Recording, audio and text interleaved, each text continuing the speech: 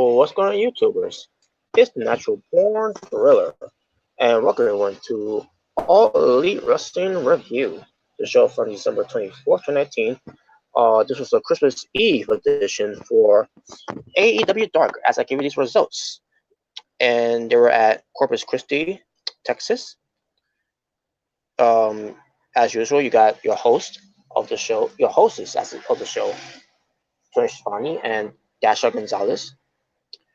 You also have how you say her name again? Lena. Wait, is it Lena?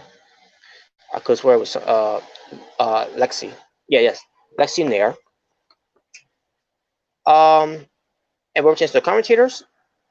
Obviously you got Excalibur, and your guest commentator for the along with Excalibur, Colt Boom Boom Cabana. Yes, because Colt Boom Boom Cabana, from NWA, and who's also a free agent coming out from Ring of Honor. Colt Cabana was on commentary with Excalibur here, so it was good. So the first match we get is Sammy Guevara versus Brandon Cutler. Match itself was pretty decent, and Sammy Guevara got the win with the Torture Rack GTS combination, getting the win. I thought it was pretty cool the way he did it too, by the way. And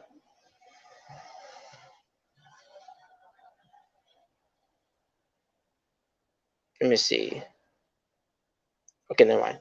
All right, so next we get to the second match. It will feature a four-way tag team match. Santana and Ortiz representing the Inner Circle, who are also known as Proud and Powerful, versus Best Friends, which will feature Trent and Chuck Taylor, versus Private Party, which will feature Isaiah Cassidy and Mark Quinn. And they got the hybrid too, HB2, which it'll feature Jack Evans and Hannibal. Match happens, and I didn't like the match. I mean, there was some cool spots in the match, but I didn't like the match because of the booking. It made no sense. I was like, I couldn't wait for this match to be over already. And I gotta say one thing though. The one thing I gotta say about this match was that the one part of the match that made me laugh is when Ortiz and Santana went to get a ladder under the ring, and all of a sudden there was Orange Cassidy laying down on the ladder, and then they put him back under the ring, and then later on Jack Evans tried to go after him, or I think it was a Hannibal. I can't remember. To Orange Cassidy, and Orange Cassidy is not being there, and Orange Cassidy gets involved in the match. So I thought that was entertaining. Other than that, the rest of the match itself, like I said, there was some cool spots in the match, but overall, the rest of the match was I didn't like it at all. I thought, I'm just gonna say it. I thought it was garbage. But in the end, it was Santana Ortiz, proud and powerful, winning the match. At least they won, so that's actually a positive there.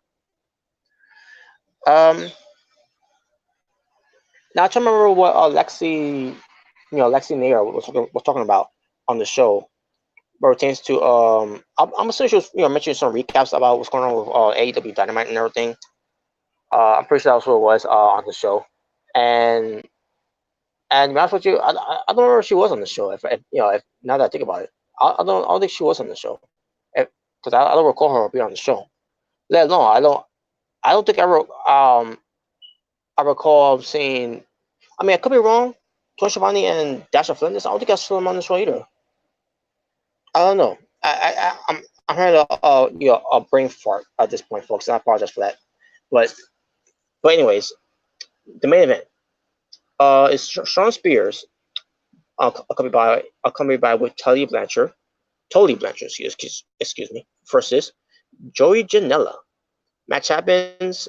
It was all right, and Joey Janela wins. And I say to myself, wait, what? Shawn Spears loses to George Janela. Not he didn't just lose to George Janela. Shawn Spears, the self-proclaimed chairman and he's being managed by Tully Blanchard, one of the legendary wrestlers of the four coming out of the Four Horsemen. Shawn Spears didn't just lose to George Janela. He lost to George Janela when George Janela connected with a flying elbow drop. So you're telling me George Janela's finishing move is a flying elbow drop? If that's the case, then how come he didn't beat Moxley with that back, at Fyter Fest? Now, don't get me wrong, it was a nice elbow drop, by the way, a nice, very cool elbow drop. But that's his finishing move.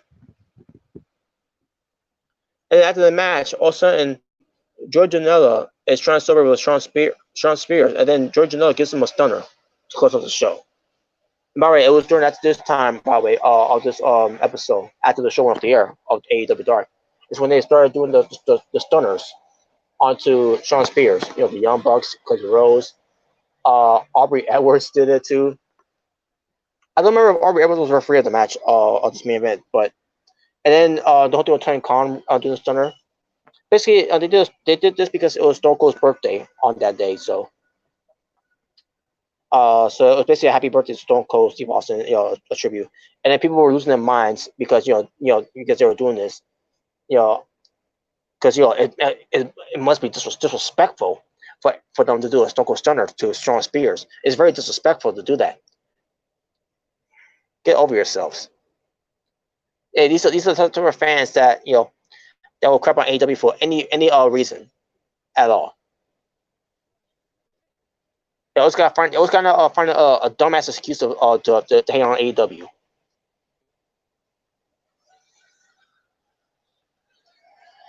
Yeah, because that's a crime. We gotta get our pitchforks and torches out. We gotta go after AEW for doing Stone Cold Stunners. Because that they're doing a tribute for Stone Cold Steve Austin on his freaking birthday.